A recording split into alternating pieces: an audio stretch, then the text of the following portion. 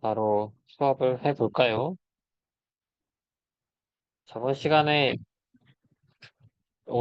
그러니까 저번 시간에 해를 하려고 했었던 파트가 사실 제일 중요하다고 말씀을 드렸었는데, 다 마치지 못하고 끝내가지고, 어, 어쩌면, 혹시 문 좀 닫아줄래?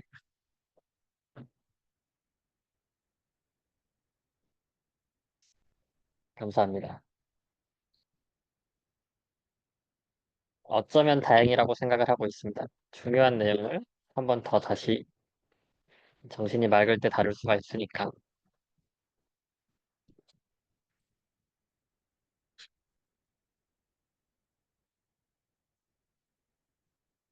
우리는 그래서 세컨드 올더 스텝 리스폰스에 대해서, 세컨드 올더 시스템, ODE에 대해서 유닛 스텝 리스폰스를 쓸 거예요.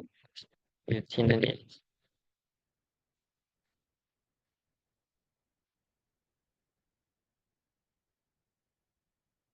이거에 대해서 반응을 알아보는 건데, 얘를 다시 써서 y2.t를 새로운 variables로 정의를 했죠.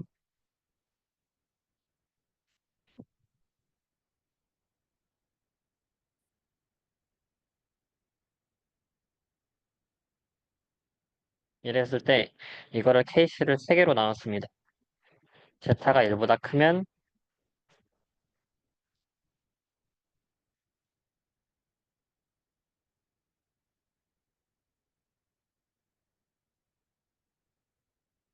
over them.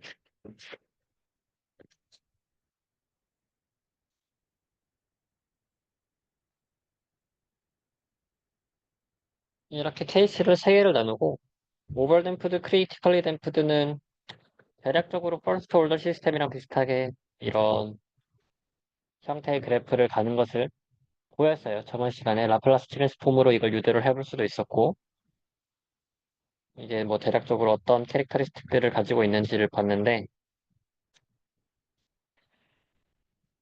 언더댐프드를 하다가 말았죠. 얘를 그 S플레인 플랫이라고 부르더라고요. 폴을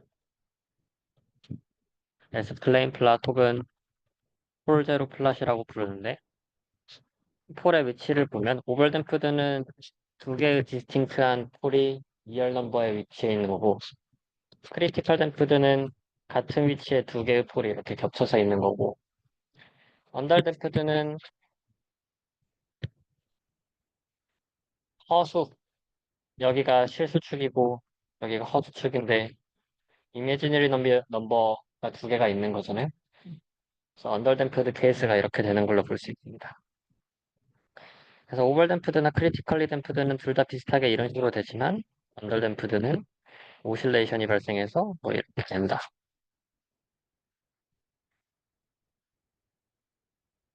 오늘은 시간이 조금 더 있으니까 저번 시간에 못했던 유도를 한번 다시 해봅시다.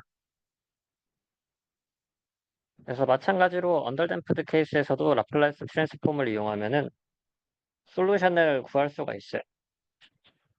저번 시간에 그냥 어, 솔루션 자체가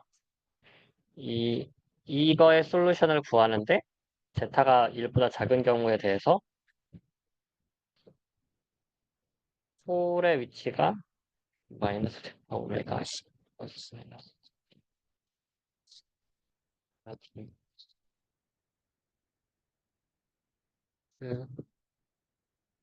마이너스 마이너스 폴의 위치가 이렇게 됐고 제로 이니셜 컨디션에 대해서 솔루션을 구하면 스테디 스테이트에 제타 오메가 t 사인 오메가 dt 다시 2의 제타 오메가 t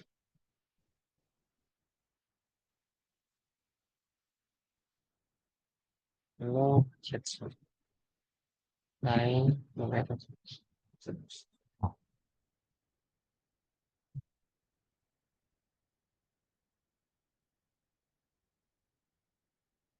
이 솔루션이 그냥 바로 나와서 이렇게 개수가 결정이 됐던 것을 풀었었는데, 한번 플러스 트랜스폼으로 유도를 해봅시다.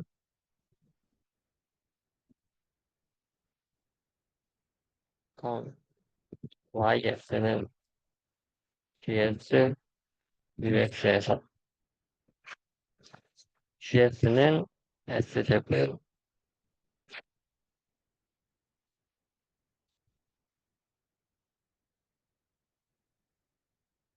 US는 여기가 B제로고 스텝 인풋이니까 S분의 1 이렇게 들어가죠. 그럼 이거는 어떻게 되냐? S분의 1 T1 얘를 어떻게 바꿔줄 거면 S분의 1 플러스 S 플러스 A의 제곱 플러스 B제곱분의 S 플러스 A의 C2 플러스 S 플러스 A의 제곱 플러스 B제곱분의 C3 B 이런 식으로 바꿔줄 거예요. 왜냐? 잠시만요.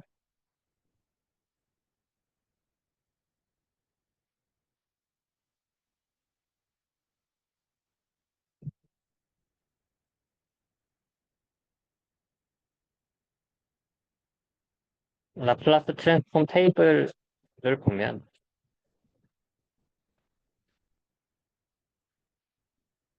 이게 2의 마이너스 H 코사인 B고 플러스 A의 제곱 플러스 제곱 이게 2의 마이너스 H 사인 BT 제곱의 위치가 잘못된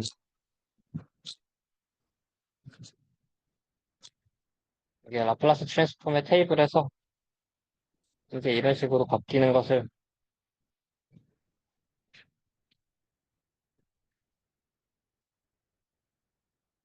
볼 수 있기 때문에 얘를 이렇게 나눠주는 거예요.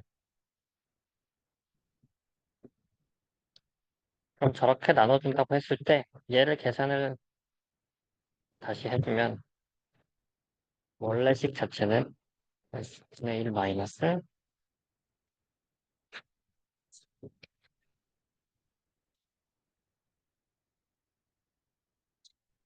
E 디카 오메가의 오메가 10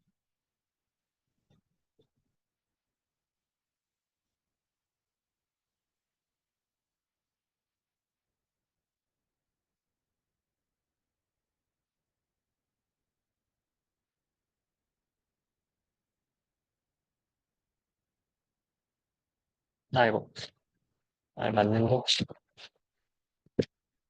이거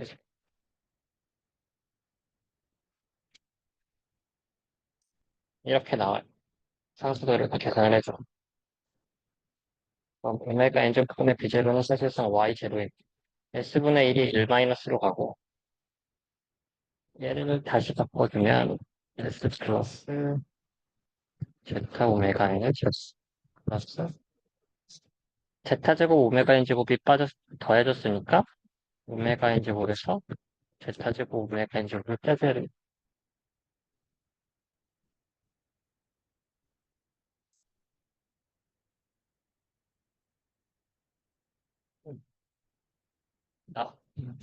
분모는 그냥 일단 놔뒀을게요. 그럼 얘는 s 플러스 자꾸 쓰이네. 제타 오메가 n에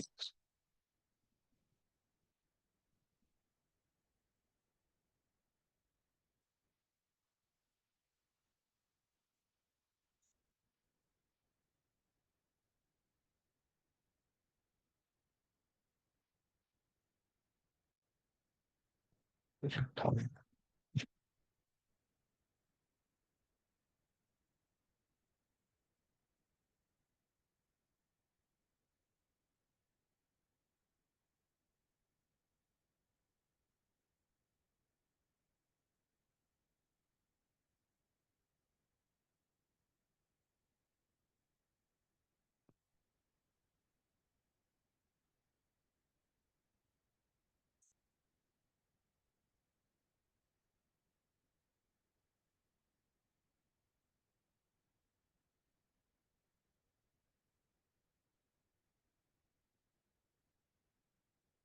응?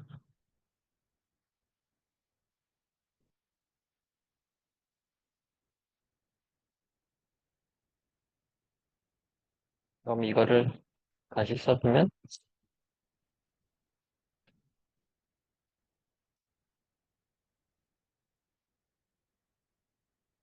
1마이너스 제타 제곱에 오메가 n의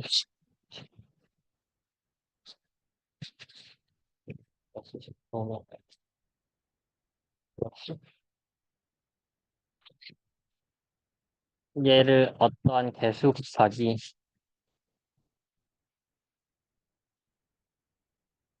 1마이너스 제타 제곱 오메가 n의 형태로 만들어줘야 돼서 이 개수 자체가 1마이너스 제타 제곱분의 제타가 돼. 그럼 이 분모의 얘에 대해서는 이게 되고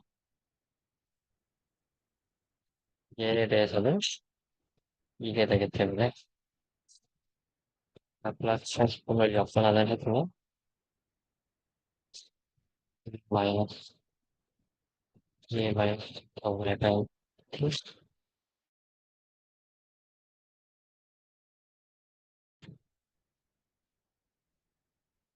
오메가 n 마이너스 제타 제곱분의 제타 2의 마이너스 제타 오메가 t 마이너스 1 마이너스 제타 제곱 오메가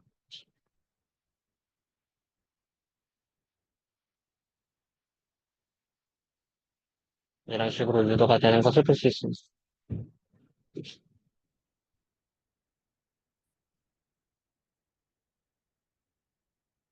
식이 조금 복잡하긴 한데 한번 다시 집에 가서 천천히 해보시면 될 거예요. 어쨌든 우리는 이 반응식을 y에 대해서 답을 구해버릴 수가 있었고 그거에 대해서 분석을 저번에 하다가 말았는데 조금 더 이게 워낙 변수들이 많고 이러니까 분석을 하기 쉬운 방법을 조금 더 고민을 해봤더니 같은 거를 찾으면 되더라고요. 그첫 번째 그래프에서는 우리가 폴 제로 플롯을 했을 때 어, 여기가 이렇게 폴이면은 여기 대각선의 길이가 오메가 n, 이미지의 넘버가 오메가 d, 여기가 마이너스 제타 오메가 n이라고 했어요. 즉 여기는 뭐고 오메가 d, 댐프드 프리퀀시인데 댐프드 프리퀀시와 같아요. 같은 댐프드 프리퀀시에서 같은 거는 피크 타임이 같네요. 피크를 찍었을 때의 타임이 같고 얘네들이 변하는 과정의 프리퀀시 자체가 같아요. same 오메가 d에서는 same peak time, same frequency. 얘는 제타 오메가이잖아요. 마이너스 제타 오메가인데 엄밀하게 말하면 제타 오메가 n이 같은 상황에서는 여기서는 뭐가 같냐? 세틀링 타임이 같습니다.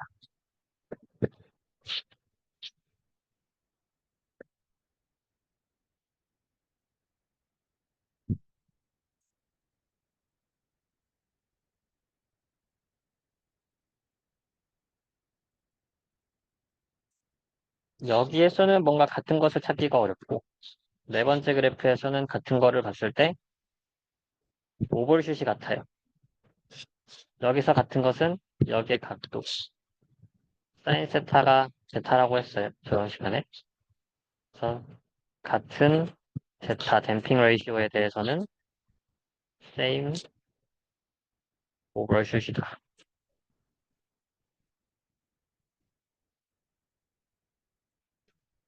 다시 밑에다가 정리를 하면 같은 변수에 대해서 같은 값을 난다는 것은 그 변수가 그것을 결정한다고 볼 수가 있겠죠. 오메가 D는 실제로 폴스드 인풋에 대해서 프리퀀시를 결정을 하고 피크 타임을 결정을 합니다. 제타 오메가 N은 뭐가 같죠? 세를링 타임이 같아요.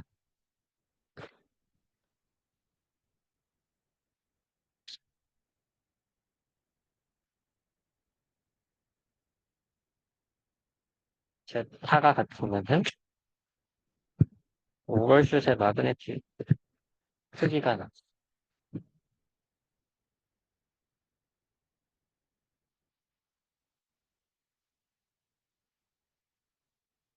그럼 여기에서 안 알아본 게 라이즈 타임이 남았어요.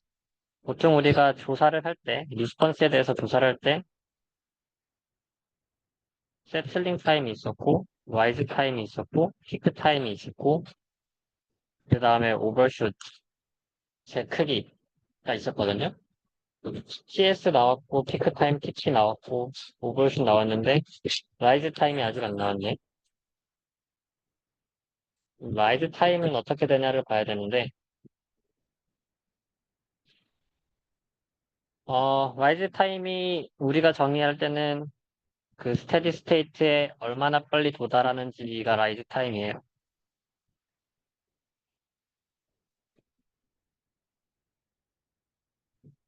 그랬을 때,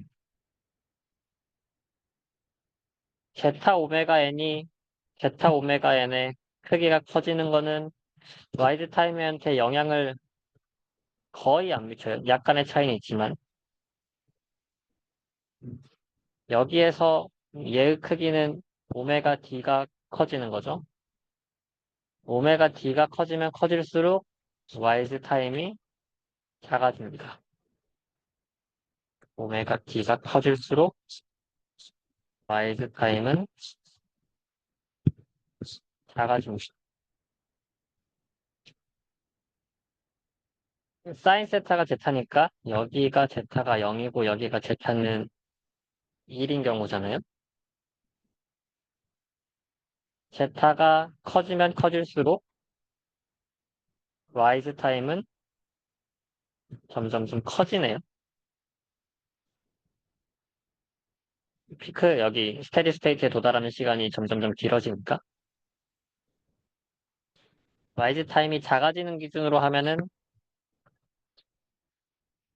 제타가 작을수록 라이즈 타임이 작아지고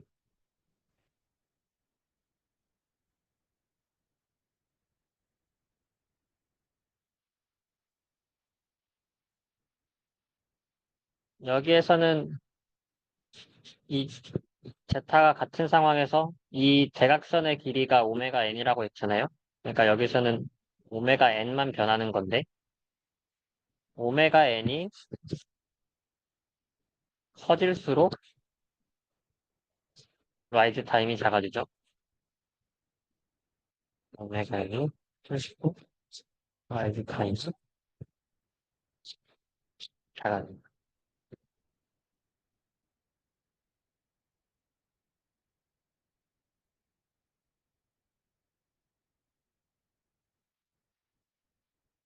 여기서도 관계로 나타내면 더 좋을 것 같은데 오메가 D가 프리퀀시를 결정하는데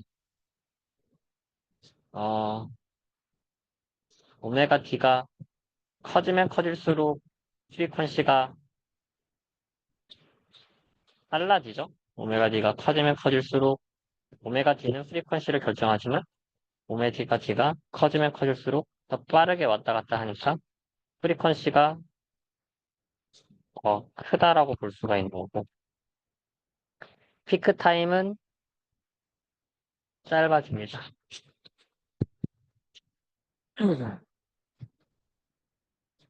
제타 오메가 n은 세르닝 타임을 결정하는데 제타 오메가 n이 변하는 경우 이게 제타 오메가 n이 변하는 경우네요. 제타 오메가 n이 변하는 경우에서 제타 오메가 n이 제타 오메가 n의 크기가 커지면 커질수록 이게 마이너스 값이 붙어 있으니까 헷갈리는데 절대값을 붙여서 제타 오메가 n이 크기가 커지면 커질수록 이 보라색인가요? 보라색이 훨씬 더 빨리 수렴을 하잖아요. 파란색은 더 수렴하는데 천천히 걸리고, 그 제타 오메가의 크기가 커지면 커질수록 세틀링 타임은 감소한다.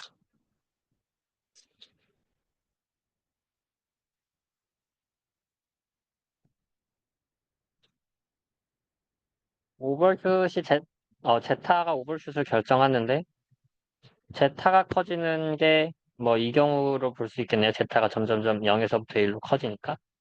제타가 커지면 커질수록 오버슛이 줄어들죠.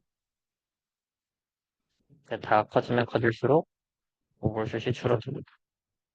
제타가 0일 때 오버슛이 제일 크고 제타가 1일 때 오버슛이 없으니까. 그래서 이러한 관계들이 성립이 되고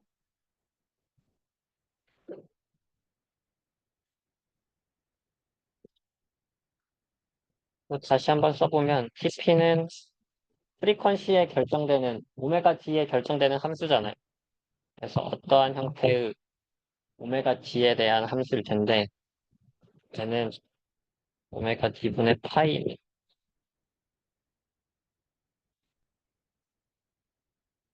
세틀링 타임은 어떠한 형태의 제타 오메가 n에 결정되는 함수일 텐데 얘는 제타 오메가 n의 아니야 제타 오메가 n 분의 3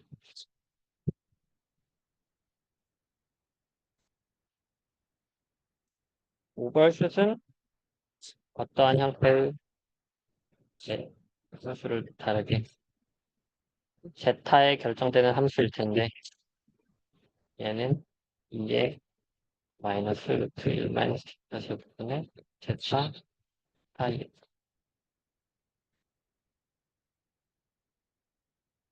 라이즈 타임은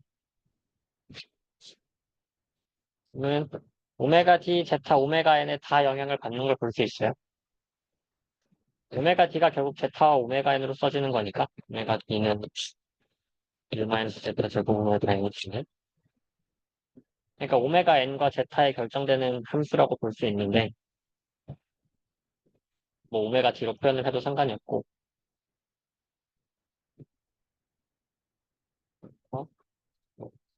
제타와 오메가 D 혹은 오메가 n에 관련된 함수일 텐데 얘네 쓰면 오메가 D분의 1분의 파이 루트 사인 인버스 제타가 됩니다. 왜 이렇게 되냐? 의 유도는 제가 올려놨어요. 아리클래스에. 그러니까 그것을 궁금하신 분들은 참고하시고, 우리는 일단은 이렇게 된다라고 하고 넘어갑시다. 중요한 것은 각자의 피크 타임은 오메가 D에서만 영향을 받는다. 세릴링 타임은 제타 오메가 N에서만 영향을 받는다. 어, 그리고 걔네들이 이 식이 나오면은 이것만 보면은 볼 수가 있잖아요. 오메가 D가 커지면 커질수록 TP는 작아지는. 제타 오메가 N이 커지면 커질수록 TS는 작아지는. 볼 수가 있죠. 여기는 제타가 분모에도 있고 분자에도 있고 성가시긴 하지만 그래도 제타가 커지면 커질수록 오볼슛이 줄어든다는 것을 크기를 계산해 보면은 찾을 수가 있어. 여기서 또 볼 수 있는 게 제타가 0인 경우, 제타가 2인 경우는 사실 크리티컬리 댐프드인 상황인 거잖아요. 그러니까 이렇게 되는 거고. 제타가 0인 경우에는 리얼 축이 없어서 이미지너리 축에만 폴이 있기 때문에 이거는 언스테이블한 시스템인데 그래서 오실레이션이 감소하지 않고 댐핑이 없이 계속 언스테이블하게 되는 것을 볼 수가 있어요.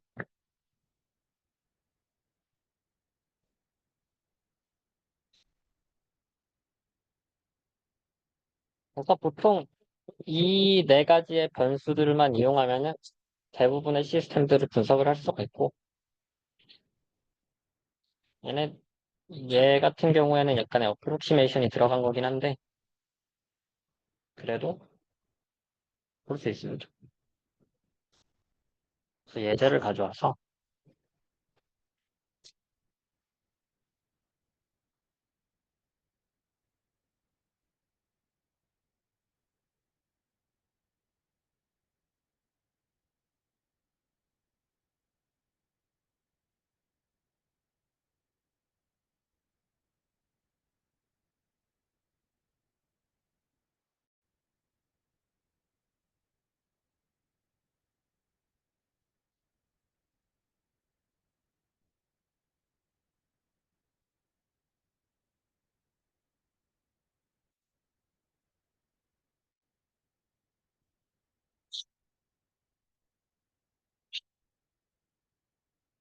이렇게 실제로 숫자로 주어진 시스템이 있다고 합시다. 그럼 이거는 제타 오메가 n, 오메가 n, 뭐 오메가 d를 이렇게 각 개수로 계산을 할 수가 있잖아요.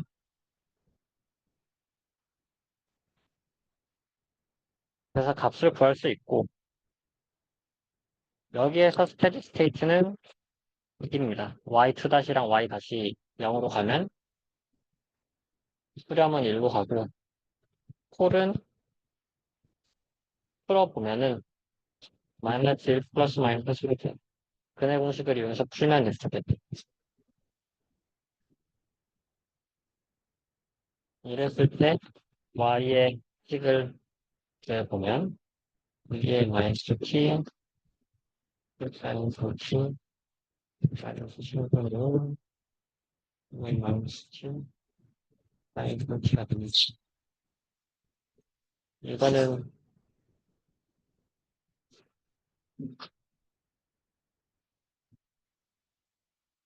왜 이렇게 되냐? 우리가 유도한 이 식에 그대로 대입해주면 돼요. 우리 오메가 n 알고 제타 알고 오메가 t 알고 다 아니까 거기에 대입을 해서 우리 식을 답을 이미 구해버려가지고 그럼 이렇게 돼.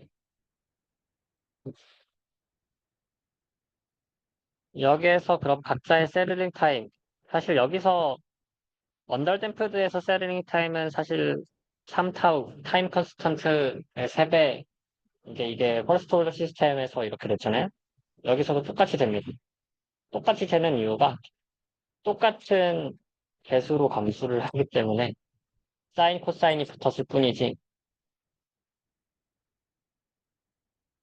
물론 어프록시메이션이긴 한데 그냥 타임 컨스턴트의 3배로 똑같고 아까 쓴 식에서도 그래서 제타 오메가 n분의 3이라고 써져 있었을 거 맞나?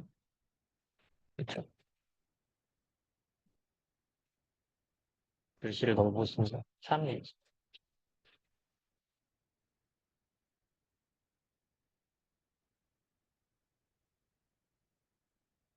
그럼 여기에서는 제타 오메가 n이 크기가 1이니까 3초. 피크 타임.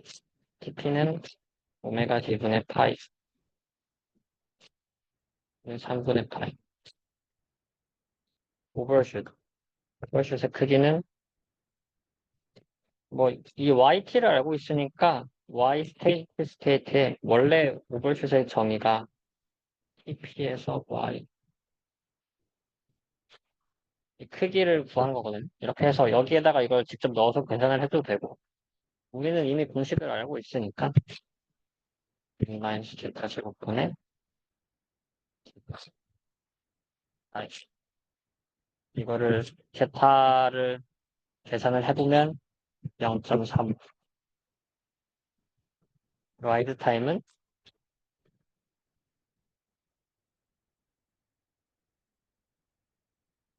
사인 인버스 0.3 이렇게 계산을 해보면 뭐 0.24, 뭐 이런 식으로 나온다고.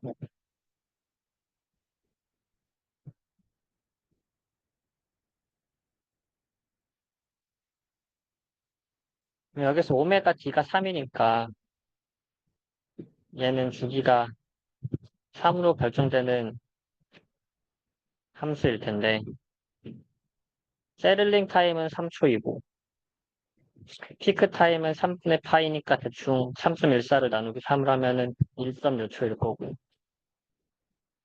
MP가 0.35예요. 여기가 Y 바라고 하면. 그럼 피크 타임에서는 Y 바의 0.35배보다 더 뛰는 거고,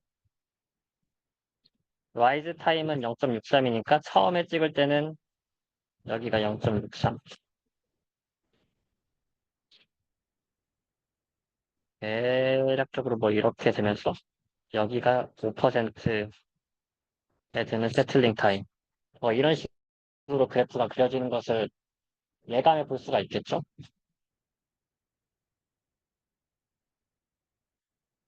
예상해 볼 수가 있겠죠. 그래서 이 그래프 1-2의 마이너스 코사인 타임 t 마이너스 이 그래프는 뭐 이런 식으로 그려진다. 이렇게 시스템을 직접 해보지 않아도 얘네들의 정보로 알 수가 있고, 또 반대로 우리가 시스템을 실제로 실험을 했어요. 어떤 컨트롤 인풋, 스텝 인풋을 주면은 결국 스텝 인풋에 따라서 이렇게 반응이 나올 거잖아요. 여기에서 TP가 몇인지, 라이즈 타임이 몇인지, 세를리 타임이 몇인지 재볼 수가 있겠죠? 이걸 반대로 제타, 오메가 N, 오메가 D를 계산할 수가 있으면은 원래의 시스템의 방정식 ODE를 유추해 볼 수도 있습니다. 그게 바로 숙제예요. 응? 숙제를 보시면 보셨을지 모르겠지만 시스템의 반응이 이렇게 대략적으로 나와 있어요. 스텝 인풋을 F는 2를 줬는데 2를 줬을 때 뭐 이런 식으로 반응이 나왔대요. 그런 상황에서 여기가 뭐 대략적으로 피크 타임, 뭐 여기 뭐 라이즈 타임이 여기일 테고 오버슛의 크기를 알 거고 계산할 수 있고 그러면은 2를 반대로 제타 오메가 n를 설정할 수가 있잖아요.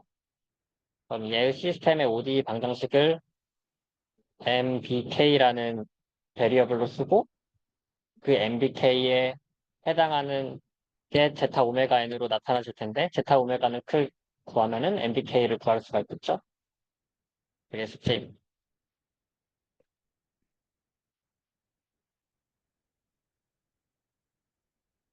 그래서 뭐 알아야 될 거는 결국 이 네 가지 변수들이 이렇게 나온다는 거고, 이게 왜 이렇게 나온지는 말씀드렸다시피, iClass에 올려놨으니까 한번 읽어보시면 좋을 것 같고, 애들이 이러한 특성이 있다. 오메가 D가 프리퀀시랑 같다는 것은, 제가 말씀을 안 드리긴 했는데, 당연히 같은 게, 식을 보면은 코사인 T의 이 오메가 DT이기 때문에, 코사인과 사인이 둘 다 오메가 DT로 만들어져서, 프리퀀시가 오메가 D에 결정이 되는 거죠.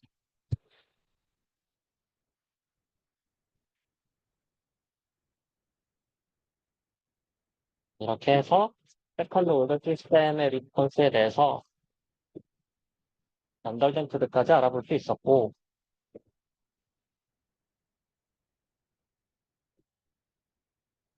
궁금한 게 있나요?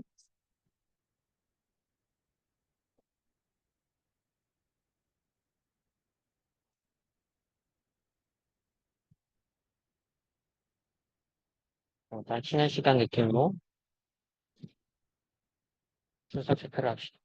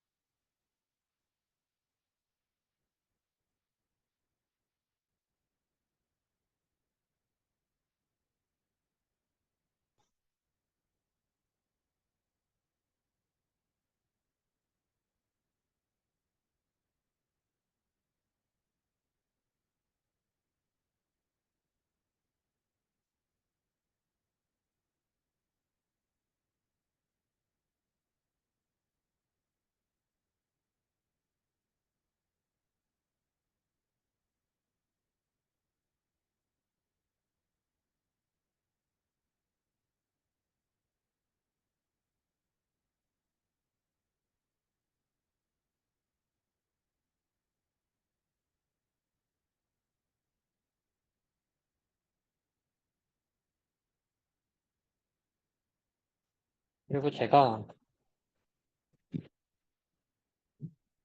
이 파일도 하나 올려드렸는데, 뭐 어쨌든 그림이나 글을 여기서 보시면 다시 똑같은 내용들이긴 한데, UIUC에서 수업된 내용이거든요. 그래서 이 자료들 쭉 한번 훑어보면서 그대로 복습을 해보셔도 괜찮을 것 같고, 여기에서는 라이즈 타임이 10%에서부터 90%까지의 라이즈 타임으로 정의가 다르게 돼 있어요. 제가 원래 교재로 선정한 책에서도 라이즈 타임이 그렇게 되어 있는데, 원래 제가 말씀드렸던 라이즈 타임, 뭐 어떻게 정의하냐에 따라 다르죠. 저는 이 스테디 스테이트까지 결정하는 형태로 라이즈 타임을 정의를 했는데, 그때의 라이즈 타임의 어프로시메이션은 여기에서 썼듯이 라이즈 타임 자체가 이런 식으로 좀 식이 되는 거고, 10%에서 90%의 라이즈 타임의 어프로시메이션의 식은 여기 나와 있나?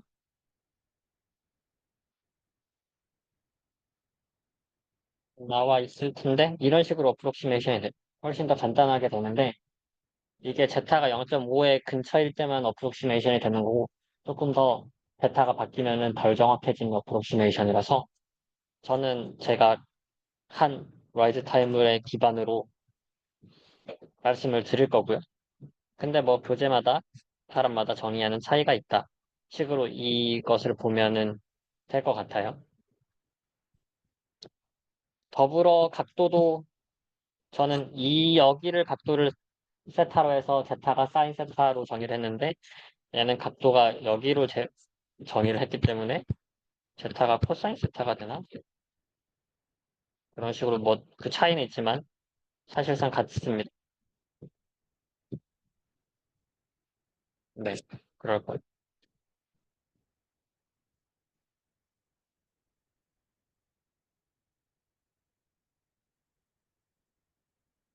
그래서 이제 우리는 세컨드 올더 스텝 리스폰스에 대해서도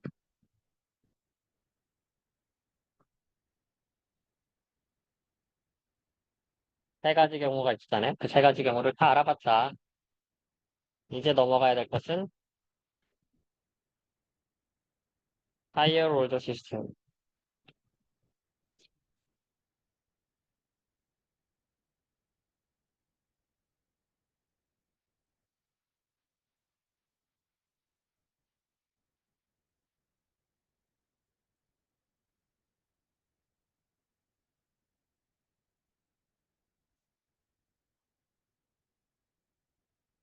우리가 트랜- 트랜스퍼 펑션을 보통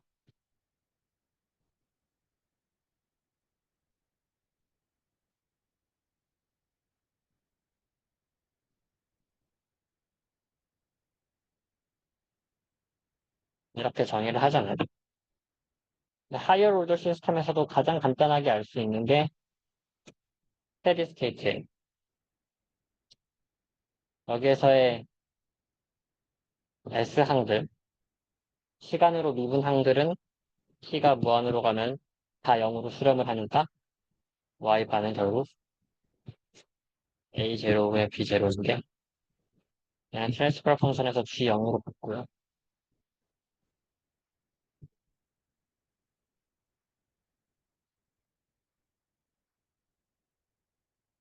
u가 뭐 스텝 인풋이 아니라고 하면은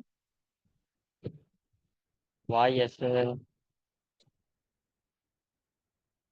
gsu s이기 때문에 y 반은 b0 과 뭐 이런 식으로 스텝 인풋에 대해서 유닛 스텝 인풋이 아니면은 뭐 이런 식으로 써줄 수가 있어요.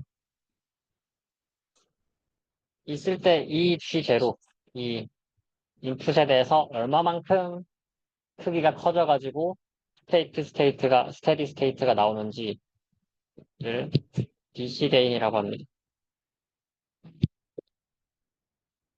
혹은 스테디 스테이트 게인.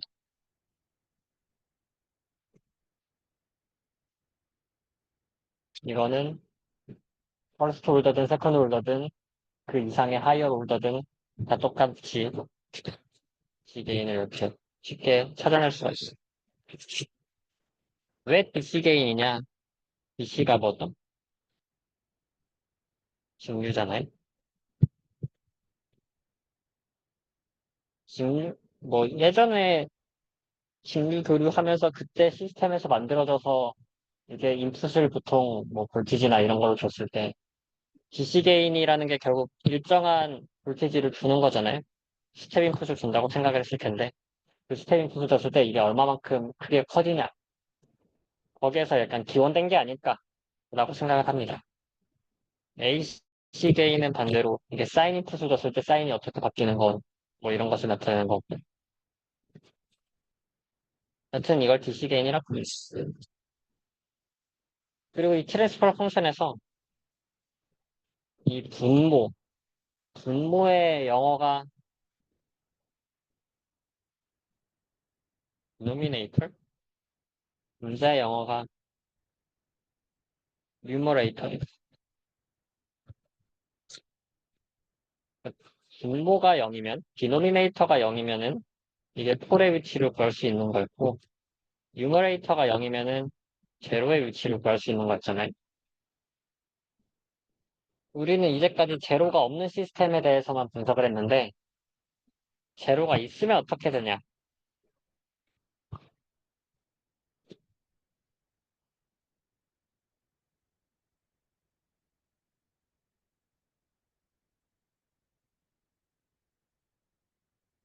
대해 알아보도록 합시다.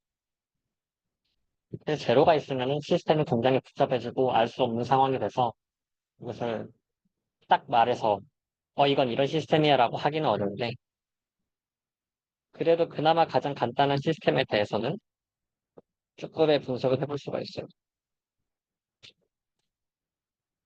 어,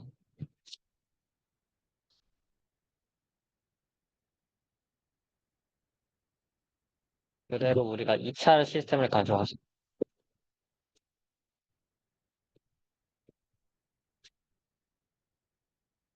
이전에는 비제로 Ut만 있었는데 이제는 B1 U다치가 생겼습니다.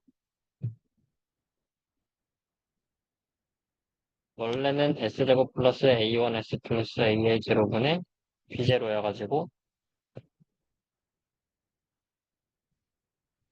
이거의 세컨드 올더 스텝 리스폰스를 구했는데 이게 S제곱 플러스 A1S A0의 B1S 플러스 B0가 생겼다는 것은 즉 제로 Z가 마이너스 B0분의 B1 아니 B1분의 B0 제로가 생겼다는 거잖아요. 이런 시스템에 대해서 어떻게 되냐를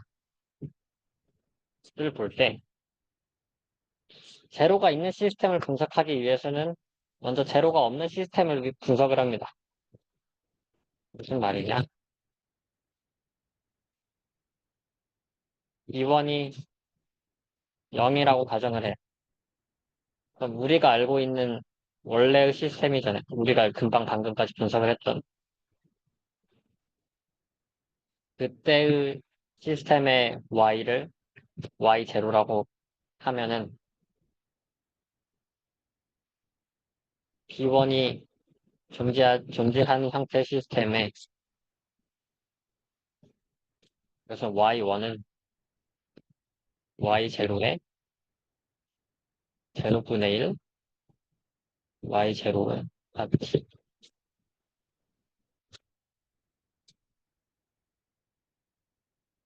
먼저 제로가 없는 형태의 시스템에 대해서 답을 알았으면 그 제로가 있을 때 제로에 영향을 미치지만 그 답이 있는 형태의 함수로 써질 수가 있습니다. 이러한 특별한 경우에 대해서는 세커런드 올더 시스템에 대해서는 왜 이게 이렇게 써지냐 이것도 아이 클래스에 올려놨으니까 한번 읽어주시면 돼요. 조금 복잡한데 그냥 그렇다고 하고 넘어갑시다.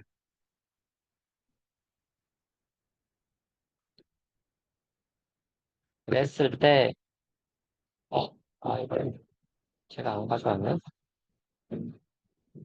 잠시만요.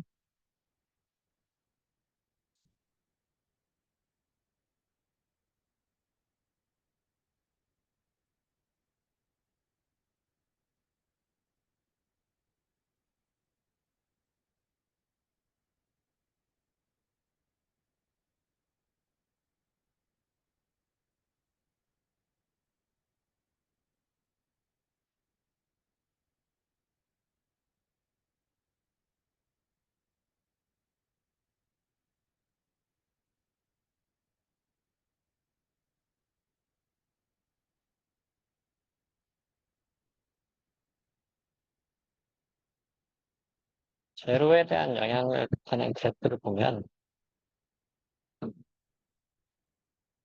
이 동그라미가 제로예요. x가 폴이고 이 상황에서 제로가 점점 이렇게 LHP에서 제로가 이렇게 마이너스에 있을 때 마이너스에서 점점 0으로 가까워지면 가까워질수록 오버슛이 생깁니다. 원래 제로가 없으면은 제로가 저 멀리 있거나 이러면은 원래 함수랑 똑같이 형태가 만들어지는데 제로가 점점 이렇게 가까워질수록 오버슛이 커지고 근데 이게 뭐 피크 타임도 약간은 변화시키는 걸 볼 수 있고 하지만 세르링 타임에는 그렇게 큰 영향을 미치지 않아요. 그리고 프리퀀시도 댐프드 프리퀀시도 거의 비슷하게 유지하는 걸 볼 수가 있어요.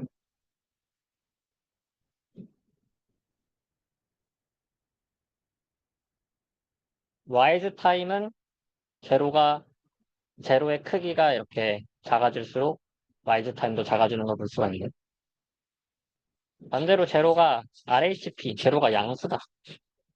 라고 했을 때 양수에서 점점 0으로 가까워지는 거는 언더슛이 생깁니다.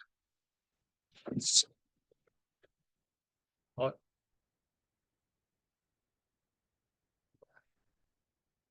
어디였지?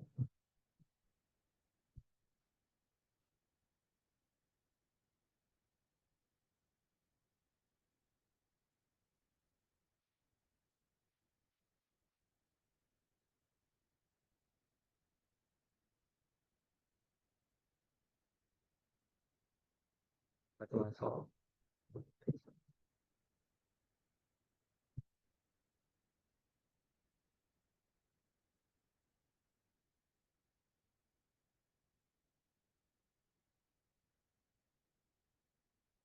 제로가 LHP에 있을 때 right half plane, left half plane, right half plane. 그러니까 제로의 리얼 넘버가 음수일 때, 양수일 때를 까주는 건데, 제로가 일로 갈수록 오버슛은 제로의 크기가 작아질수록 오버슛은 커지고, 라이즈 타임은 짧아지죠. 세를링 타임은 큰 변화가 없고, 음, 파이널 밸류 큰 변화가 없습니다.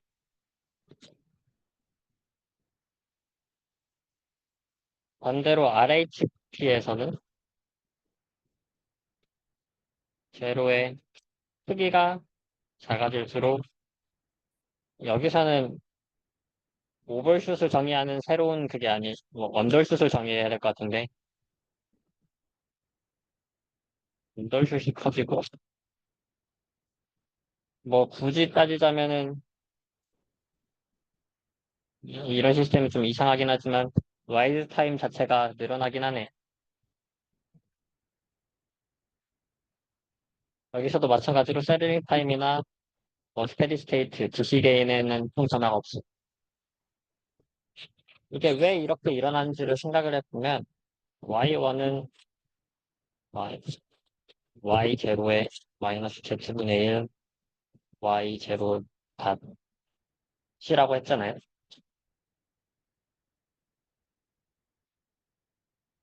LHPS는 제로가 양수예요. 제로가 음수예요. 제로가 음수면은 y1은 y0에다가 y0에 다 기울기는 양수죠. 지금 처음에 변하는 게 양수니까. 그럼 음수가 음수 돼가지고 뭔가 양수가 더해진 거예요.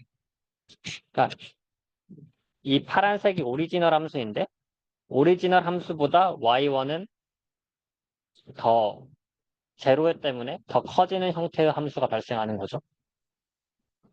근데 제로의 크기에 따라서 제로의 크기가 커지면 커질수록 제로가 크기가 커져서 크기가 무한으로 간다고 합시다. 그럼 y는 y 제로잖아요. 그러니까 제로가 이렇게 더 커지면은 오리지널 함수랑 똑같아요. 같은 형태가 되는 거고, 제로가 작아지면 작아질수록 기울기에 따라서 이 기울기가 더 더해져서 y0가 생기니까 이게 확 커지는 걸 볼 수가 있죠.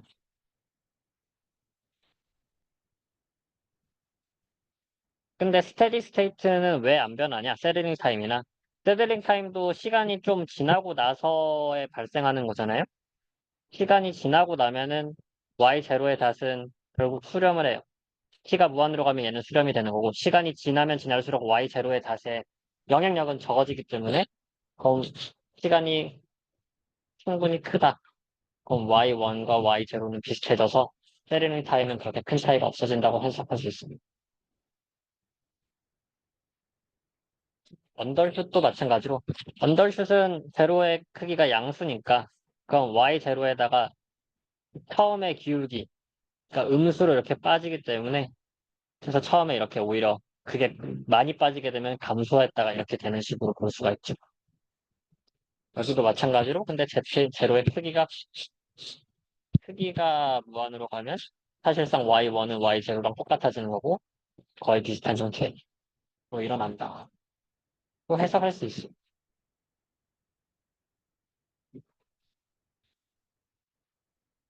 세컨드 오더 시스템에서는 이러한 특이한 경우를 계산할 수가 있는데 또 제로가 더 많아지고 더 데리베티가 생기면은 어떻게 발생하는지는 분석하기가 좀 어려워요. 근데 대략적으로 제로의 영향이라는 것 자체가 이 0에 가까워지면 가까워질수록 오버슛을 키우거나 언더슛을 키우거나 그리고 라이즈 타임을 변화시킨다 정도로 이해를 하면 될 것 같아요.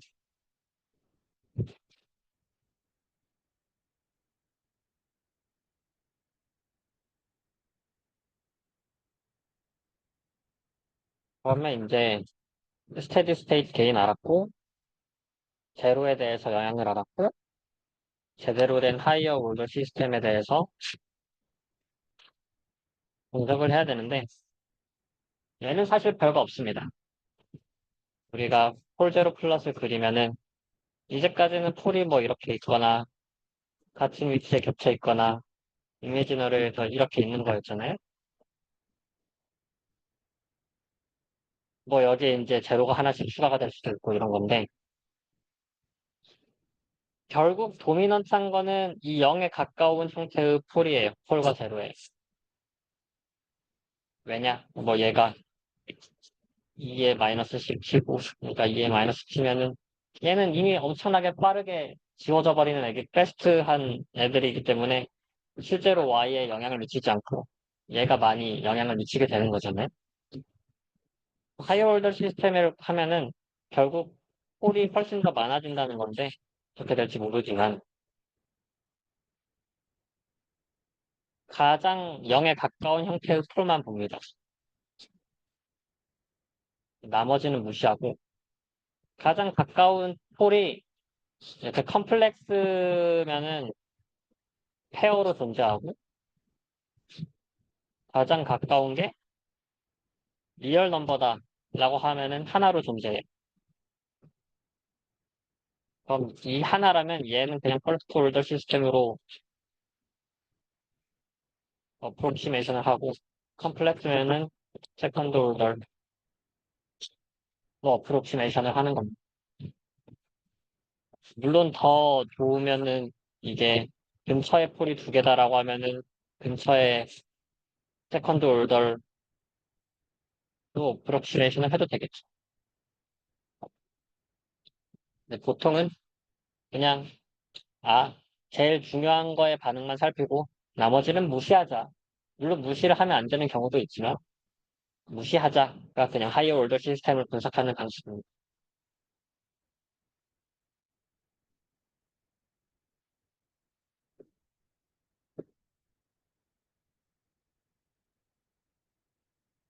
끝. 설명을 하다 보니까 제가 하나 놓친 게 있었던 것 같은데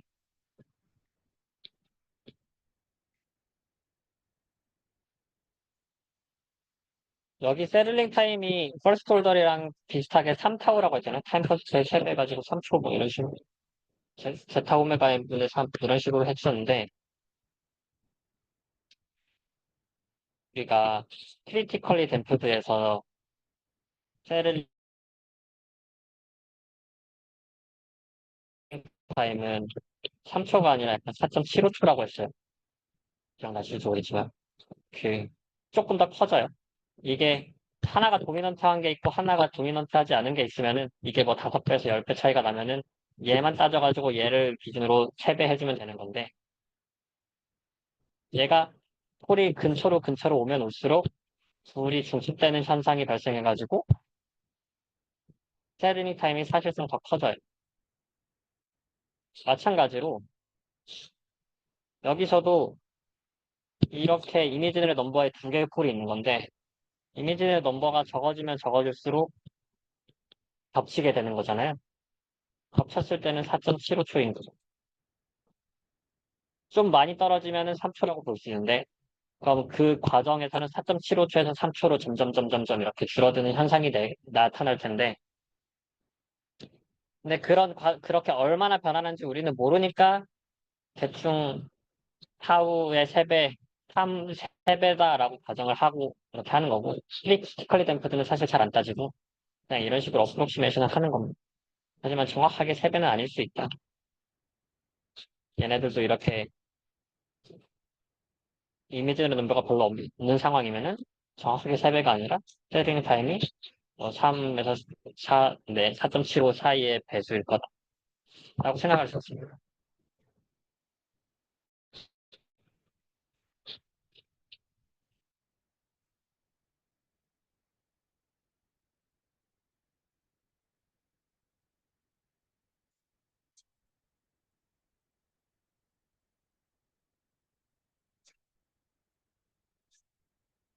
이제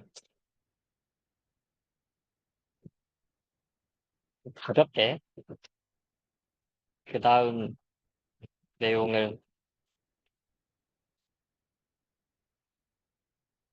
오늘이 목요일이죠. 다음 주부터는 PID 계열을 들어갈 거예요. 그래서 자동 제어를 수업을 들었을 때, PID 컨트롤을 배웠다라고 하면 사실상, 다 배웠네라고 볼 수가 있는 거라서, PID 컨트롤을 기반으로, 물론 더 어떻게 하면 PID 컨트롤을 잘할지에 대해서 배우는 게 자동 제어이긴 한데, 가장 핵심인 부분입니다. PID 컨트롤을 들어가기 전에, 예시를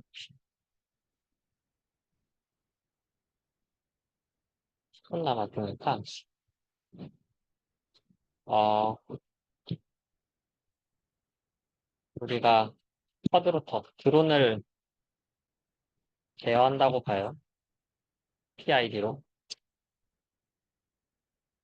우리가 제어하는 거는 사실상 뭐 우리가 뭐 드론을 사면 콘솔기를 주죠.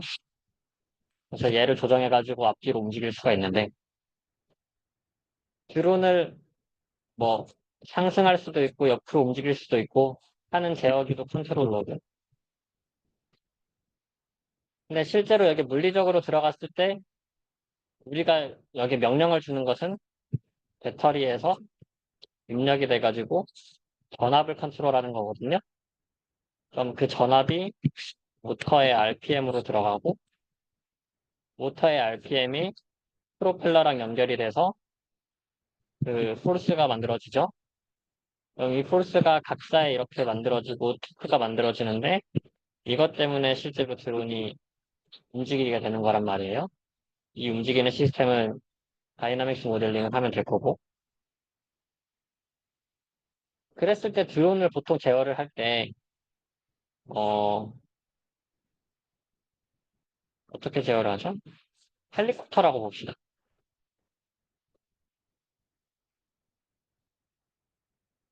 드론.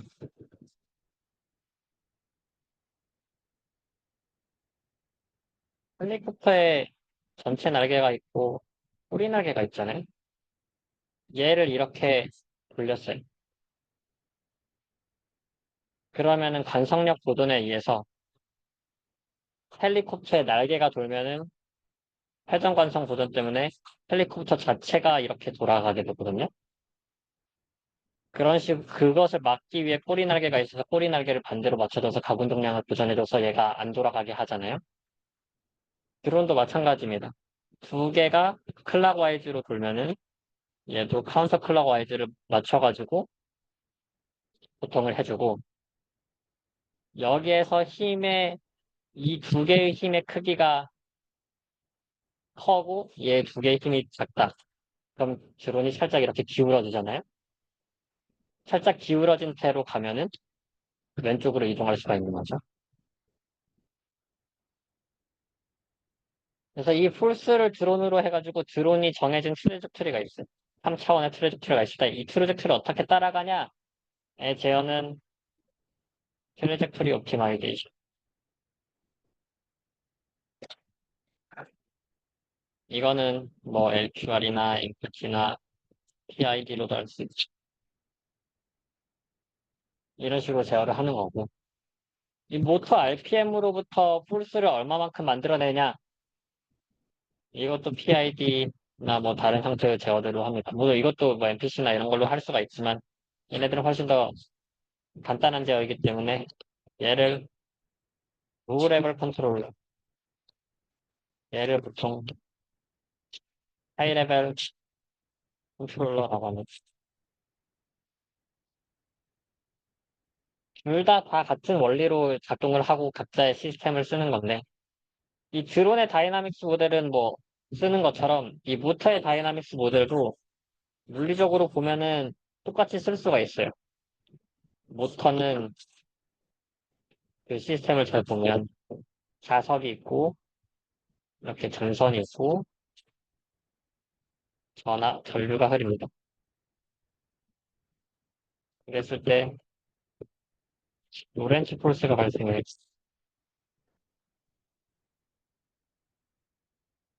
전하가 자기장이 있는 곳에서 속도를 가지고 있으면은 힘이 발생합니다. 그걸로 모터가 돌아가는데 얘를 전자기 시스템으로 만들어 놓으면은 저항이 있고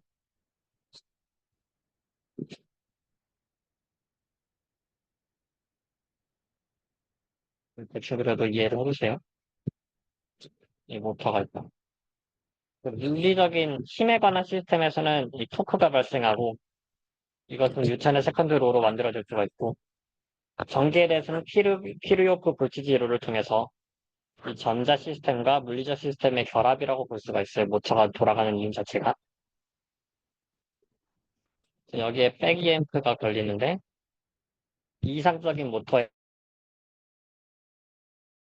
백이앰프가 모터 스피드의 프로포셔널하다고 가정해서 이 두 시스템을 연결하면은 결국 세컨드 오더 시스템으로 모터를 근사화시킬 수 있습니다. 이걸 숫자로 나타내가지고 결국 만들어내면 우리가 이제까지 했던 y2 플러스 y 플러스 y 이런 식으로 ODE가 만들어질 거예요. 이렇게 만들어지면은 모터에 대한 모델을 알았으니까 제어를 하는 건데 일반적으로는 전자기 시스템은 물리적 시스템에 비해서 반응 속도가 훨씬 빠릅니다. 그래서 얘를 무시하자. 우리 물리적 시스템만 보자. 라고 하면 세컨드 올더 시스템을 퍼스트 올더 시스템으로 어프로시메이션 할 수가 있어요. 그랬을 때 각 모터마다 어프로시메이션 된 밸류가 있겠죠. 예를 들어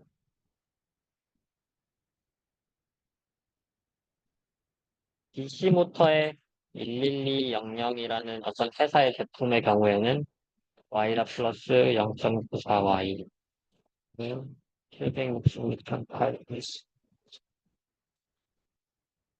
컨트롤 인풋 볼티지에 따라서 이러한 형태의 OD를 가지고 있게. 얘는 디스터번스도 영향을 보여야 되는데 디스터번스에서도 이렇게 맞추는. 그래서 모터에 따라서 이렇게 우리는 시스템 모델을 가지고 있는데 여기에는 항상 uncertainties가 불확실성이 존재합니다. 뭐가 존재하냐?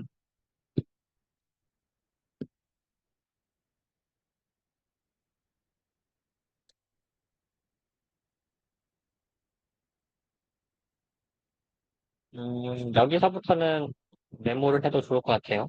위에는 좀 붙여졌지만.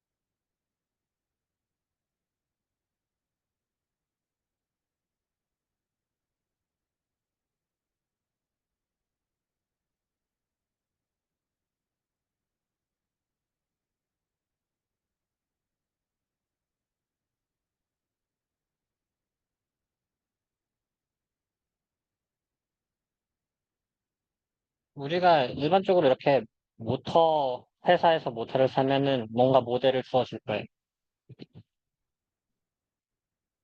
근데 모터가 사실 공장에서 만들어졌을 때 모든 모터가 다 같은 게 아니잖아요. 그러니까 걔네들이 약간의 오차를 가지고 있을 거고, 걔네들의 파라미터들이 살짝살짝씩 변할 수가 있습니다.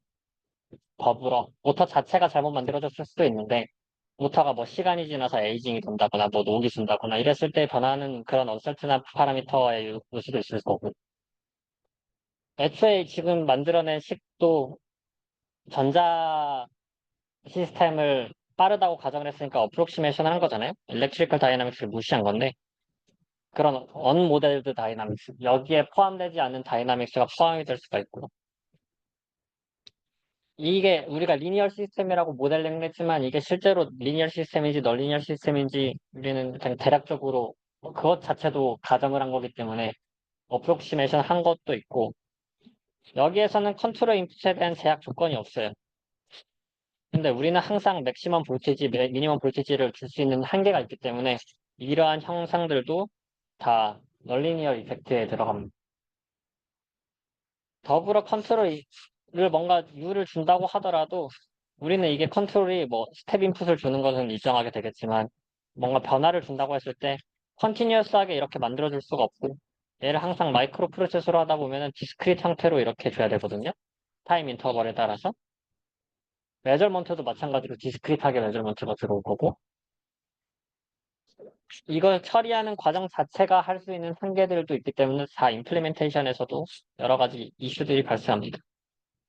이 모든 언설튼틀이 발생해서 결국 우리는 이 정확한 시스템을 만들어낼 수는 없고 이 정확한 시스템이 아니더라도 동작하는 제어기를 만들어야 되는데 그런 상황에서 이 파라미터들의 크기를 뭐 10% 마이너스 10%씩 변화를 시켜가면서 뭐 조금씩 변화를 하면서 이 범위에서도 다 작동이 되는 제어기를 만들면은 이게 로버스트 컨트롤이랑 결국 이어지는 건데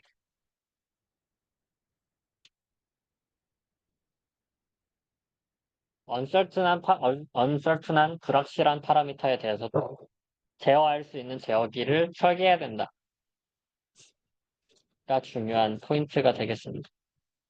그런 측면에서 우리는 컨트롤 다음 시간에 대해서는 컨트롤 디자인을 할 때 어떠한 오브젝티브를 가지고 컨트롤 디자인을 하는지 그리고 PID 제어기가 그 오브젝티브에 얼마나 부합하는지에 대해서 공부를 하도록 할게요. 수업은 여기서 끝습니다.